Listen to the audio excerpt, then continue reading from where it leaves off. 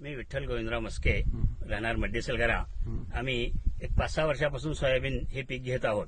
पण यावर्षी नवीन पाटलाच्या सल्ल्याने मल्टीप्लाय वापरल्यामुळं त्याचा बराचशा मोठ्या प्रमाणात पिका जोमदार आल्यामुळं फायदा होईल अशी मला अपेक्षा वाटते.